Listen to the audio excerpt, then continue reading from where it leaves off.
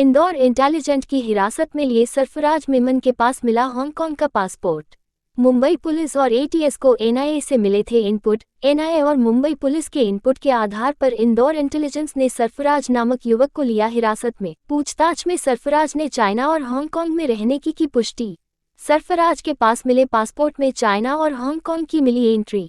सरफराज ने China, Hong Kong, India में की है अलग अलग 4 शादियां। सरफराज से पूछताछ के लिए एनआईए और मुंबई पुलिस भी पहुंचेगी इंदौर। उससे पूछताछ की जा रही है, क्या इनपुट मिला था और क्या अब तक जानकारी सामने आई? अब मुंबई पुलिस कंट्रोल रूम और एनआईए के माध्यम से इंदौर पुलिस को ये पॉइंट मिला था कि एक संदिग्ध व्यक्ति इंदौर में हो सकता है जो कि आईएसआई से जुड़ा हो या फिर संदिग्ध रूप से आतंकवादी हो। उसी आधार पर, उसके आईडी कार्ड के आधार पर हमने उसके बुला के पूछताछ की है और सभी दस्तावेज कलेक्ट किए हैं।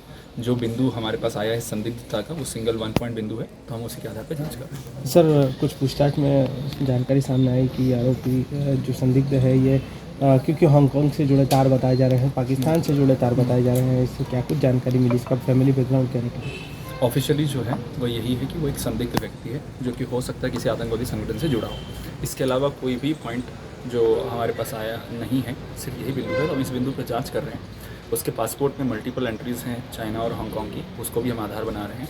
और दूसरा, पासपोर्ट कार्यालय से संपर्क कर रहे हैं कि पुराने पासपोर्ट के आधार पर अगर वो किसी और देश में गया होगा तो वो जानकारी भी हम जुटा रहे हैं। साथ ही जो हांगकांग और चाइना गया है वहाँ पर भी हम तस्दीक करवाएंगे कि वो जो हमारे पास बात कह रहा है उसमें कितनी सत्यता है, और जिन जिन लोगों के उन्होंने नाम लिए हैं उनसे भी हम संपर्क में आ रहे हैं। फिर इसकी कई शादियाँ होने की बात सामने आ रही है, कई भाषाओं का ज्ञान होने की बात सामने आ रही है। ये लगभग 12 साल हांगकांग चाइना रहा है और बीच में इंडिया आता रहा है। इसको चाइनीज़, इंग्लिश और हिंदी का ज्ञान है। हालांकि 5th तक ही पढ़ा हुआ है और इसने एक चाइनीज़ महिला से शादी करी थी, जो इसका मुख्य बिंदु भी ये अपनी तरफ से बताता है कि जिस महिला से इसने शादी करी थी वहीं पे उसकी वकील से विवाद की वजह से उसके खिलाफ ये गलत जानकारी दी गई है। तो हमने उसका वो बिंदु भी इंक्लूड किया है अपनी तफ्तीश में। उसकी भी हम जाँच करवा रहे हैं कि ईमेल कहाँ से ओरिजिनेट हुआ है। सर, कोई आपत्तिजनक मेल और इस तरह की बात सामने आई है? अभी तक कोई भी ऐसा आपत्तिजनक ईमेल, डॉक्यूमेंट या ऐसा कुछ भी नहीं आया है। हम अपनी दस्तावेजों के आधार पे क्रॉस क्वेश्चनिंग कर रहे हैं। ऐसा कोई भी बिंदु आएगा तो आप लोगों को बताया जाएगा। यहाँ पर रहकर क्या करता था ये, और कोई परिवार, बाकी कोई और अन्य लोग जो बाहर रहते हों या पाकिस्तान में कहीं?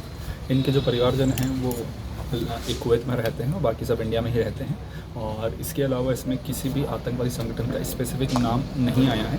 मैंने जैसा कि आपको बताया कि एक सिंगल पॉइंट इन्फॉर्मेशन है कि संदिग्ध आईएसआई एजेंट या आतंकवादी हो सकता है। अब उसकी तफ्तीश करना हमारा काम है, वो हम कर रहे हैं। सर, ये कहाँ वहाँ पर क्या करता था, इतने समय, कितने साल तक रहा ये वहाँ पर हांगकांग में? इसने कई हमें रेस्टोरेंट्स के नाम बताए हैं जहाँ पर वो काम करता रहा है। इंडिया में आके 2018 में एक बार आया था, वापस आया था हांगकांग, तभी उसने रेस्टोरेंट का और मोबाइल का कुछ काम किया है। इसके अलावा इंडिया में उसने ऑयल का, कपड़ों का और दवाई का बिजनेस समय समय पे किया।